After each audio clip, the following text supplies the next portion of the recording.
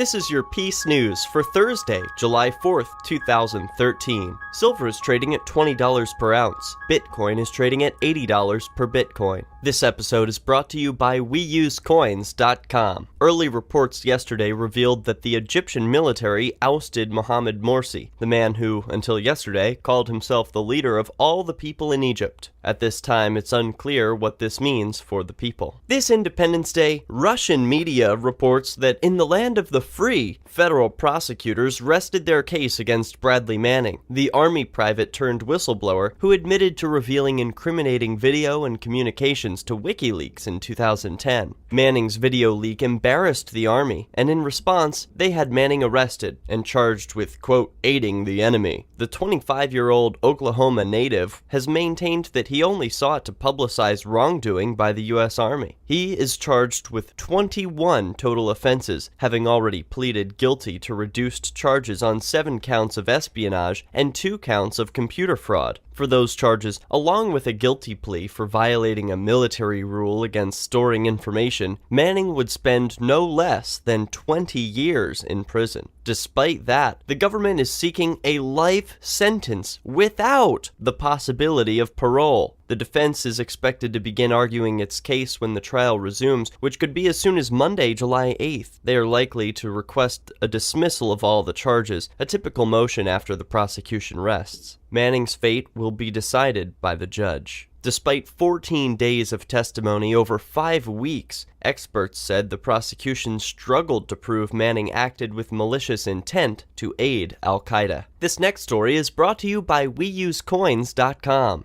Gun rights advocates marched to the National Mall from Arlington while armed with water pistols before hosting a rally and a water fight yesterday. Organizers of the Toy Gun March said they were promoting responsible gun ownership and trying to place gun owners in a better light. Participants were asked to carry toy pistols with orange tips, water guns, and Nerf guns. Austin Peterson, editor of the Libertarian Republic, said, quote, "The toy gun marchers are here to say that we believe in the Second Amendment right to bear arms, and we are here to say we come in peace. We are non-violent. We want to show people that we're respectful and that we are responsible gun owners." The group was also protesting harsh punishments that some school children have faced for having or playing with toy guns. The Toy Gun Marchers held a tongue-in-cheek contest in which competitors nibbled Pop-Tarts into the shape of guns. The group also collected toys and money for Toys for Tots. At the conclusion of Wednesday's event, organizers presented a Toys for Tots representative with a $1,200 check and several boxes of donated toys. Kudos to the Toy Gun Marchers for spreading peace. Another great way to spread peace is to give donations in Bitcoin. Learn more at WeUseCoins.com.